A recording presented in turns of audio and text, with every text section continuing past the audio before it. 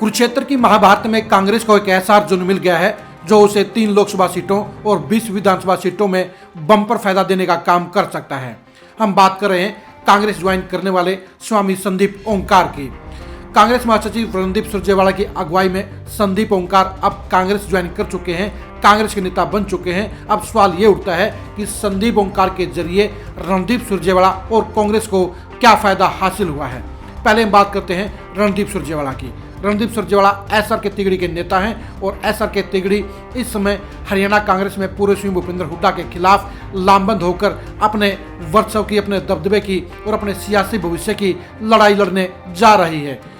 रणदीप सुरजेवाला, किरण चौधरी और कुमारी शैलजा की ये एसआर के तिगड़ी 2024 के चुनाव को आर पार का चुनाव मानकर अपने लिए बराबरी की पोजीशन हासिल करने के लिए अब लगातार कवायद कर रही है। और ऐसे में संदीप ओंकार के तौर पर रणदीप सुरजेवाला को एक ऐसा मजबूत साथी मिला है जो न सिर्फ उन्हें मजबूत करने का काम करेगा बल्कि कांग्रेस को भी पूरे उत्तर हरियाणा में बम्पर फायदा देने का काम करेगा। संदीप ओंकार कांग्रेस के लिए इसलिए सबसे ज्यादा खास साबित होंगे क्योंकि वो जिस जय ओंकार आश्रम को चला रहे हैं उसके साथ में उत्तर हरियाणा के लाखों श्रद्धालु जुड़े हुए हैं। यानी ये श्रद्धालु अब संदीप ओंकार के कांग्रेस ज्वाइन करने के बाद कांग्रेस के पक्ष में वोट देने का काम कर सकते हैं। और अगर ऐसा होता है तो फिर कांग्रेस को 20 विधानसभा क्षेत्रों में हर सीट पर 2000 से लेकर 20,000 तक वोटों का फायदा हो सकता है, जो उत्तर हरियाणा के 20 सीटों में से लगभग आधी सीटों का परिणाम बदलने का काम भी कर सकता है। अब ऐसे में कांग्रेस को संदीप ओंकार को संभालना होगा, उन्हें पिहोवा सीट से विधानसभा का प्रत्याशी बनाना होगा और विधानसभा का प्रत्याशी बनाकर कांग्रेस पिहोवा सीट को जीतने का प्रबल दावा कर सकती है, मजबूत दावा ठोक सकती है। संदीप ओंकार आपको बता दें कोई नए खिलाड़ी नहीं है बल्कि निर्दलीय प्रत्याशी के तौर पर भी वो 2019 के चुनाव में पिहोवा सीट पर ही लगभग 22,000 वोट हासिल कर सबको चौंकाने का काम कर चुके हैं। संदीप ओंकार 2019 के चुनाव में भी बीजेपी के टिकट के प्रबल दावेदार थे, लेकिन अचानक ही पैराशूट के जरिए हॉकी खिलाड़ी संदीप सिंह शाहबाद से यहाँ टपक गए और टिकट ले गए। और ऐसे में संदीप ओंकार को मजबूरी में निर्दलीय प्रत्याशी के तौर पर चुनाव लड़ना पड़ा और 22,000 वोट हासिल करके उन्होंने बता दिया कि उनका जनाधार, उनका वोट बैंक अपने हलके में मजबूत है। अब सवाल ये उठता है कि 2024 में संदीप ओंकार के जरिए कांग्रेस को क्या हासिल हो सकता है। अगर संदीप ओंकार को कांग्रेस चट्टा फैमिली की बजाय प्रत्याशी बनाती है तो उनकी जीत का दावा प्रबल रहेगा, जीत की बड़ी संभावना रहेगी। और अगर चट्टा फैमिली पर कांग्रेस दाव लगाएगी तो ऐसे में उसकी हार की आशंका फिर से ज़्यादा हो जाएगी, क्योंकि चट्टा फैमिली और संधू फैमिली दोनों ही सियासत से अब दूर हो चुके हैं। उनका दबदबा, उनका रुतबा, उनका जनाधार खत्म हो चुके हैं। यही वजह है कि अब कांग्रेस और बीजेपी दोनों को ही पिहोवा सीट पर नया दाव खेलना होगा, नए सेनापति चुनाव में उतारने होंगे और तभी उनकी जीत का मजबूत दावा पैदा हो सकेगा। संदीप ओंकार के जरिए सिर्फ सुरजेवाला को फायदा नहीं है बल्कि पूरी कांग्रेस को फायदा है, क्योंकि संदीप ओंकार के जरिए ओंकार आश्रम से जुड़े हुए लाखों श्रद्धालुओं के वोट 20 विधानसभा सीटों पर कांग्रेस के प्रत्याशियों को मिलेंगे, जिसके जरिए सिर्फ एसआर के तिगड़ी को इसका फायदा नहीं होगा बल्कि इसका फायदा पूरे का पूरा ही कांग्रेस के हर प्रत्याशी को होगा। और अंबाला, कुरुक्षेत्र और करनाल लोकसभा सीटों के कांग्रेस के प्रत्याशियों को भी संदीप ओंकार के आने का भरपूर फायदा होगा।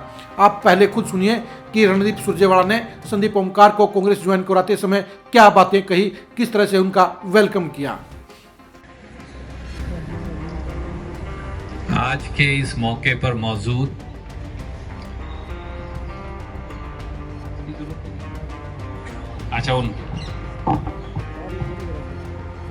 हमारे मेरे भाई और साथी अखिल भारतीय कांग्रेस कमेटी में पहले उत्तराखंड और अब पंजाब प्रदेश के प्रभारी, पूर्व विधायक, पूर्व मंत्री, दिल्ली सरकार देवेंद्र यादव जी, मेरे भाई और साथी, आपके अजीज, आपके मन में जो बसते हैं, संदीप ओंकार जी, मंच पर विराजमान बहुत सारी शख्सियत विराजमान है। मेरी छोटी बहन महिला कांग्रेस की अध्यक्षा सुशीला शर्मा जी, मैं पिहोवा विधानसभा के जो अग्रणी नेतागण हर गांव से आए हैं, साथी आए हैं, बुजुर्गवार आए हैं, इस्माइलाबाद से, पेहवा शहर से, मैं आप सबका हृदय की गहराइयों से हाथ जोड़कर स्वागत करता हूं, वंदन और अभिनंदन करता हूं।